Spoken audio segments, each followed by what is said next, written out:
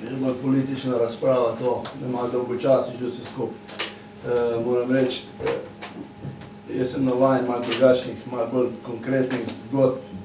Zdaj smo štirje, sem jih jaz pripeljal s sabo, zdaj smo prišli se vsak na svoj način profesionalno ukvarjamo samo z vodo. Jaz sem do zdaj 142 držav prepotoval in vse posod vprašam, kamor ko pridem, če je voda za pit. Če je voda za pit, vem, da je država urejena, če ni za pit, nekaj manjka ponavadi. Zelo veliko. Veliko ljudi je, ki pije umazano vodo, pa jim prija to, se še malo najejo zraven, se reče, ne. In če jaz pijem tako vodo, sem v 2 urah na kolenih, ker je tako driska prijetno. Hočem pa to povedati. Jaz sem pred 2-3 leti začel projekt Amazonka in sem ves čas govoril, da plavam za ohranjanje deževnega gozda oziroma Amazonije, ki vključuje 9 držav. 65% od tega zajema Brazilija.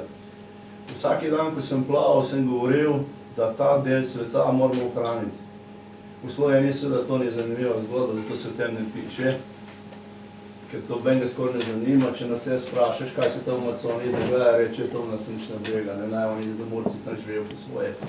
Sad nekaj morate vedeti, hudeče nas bo zanimalo, kaj se v Amazoniji dogaja. Norveška je pred 2 meseci nakazala $1 milijardo za ohranitev Amazonije. So ravno Japonska, Južna Koreja, Švica, Nemčija v prihodnjih letih dali $21 milijard, $21 milijard. Slovenija seveda še dolgo ne bo zraven. Zakaj? Evropa živi na podtalnici. Vemo, da 70-80% evropske vode, ki spijemo, je podtalnica.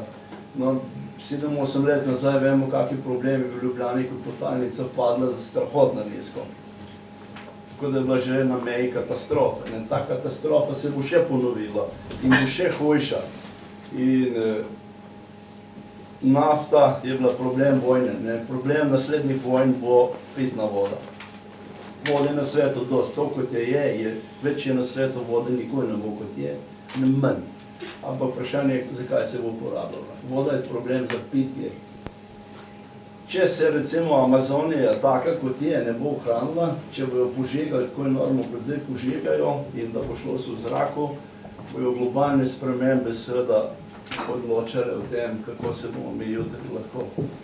Plastenke, tili piskrčki, kjer mi vodo pijemo, to so cukrčki, to je že nadstandard. Mi tega ne rabimo, ne plastenke, tisti škatljki na tankom, mi rabimo čiste potoke.